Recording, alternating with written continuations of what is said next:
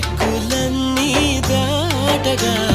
వద్దు అనుకున్న బదలను నెరజాణ నేనే నీ జంటని రాసి ఉందిగా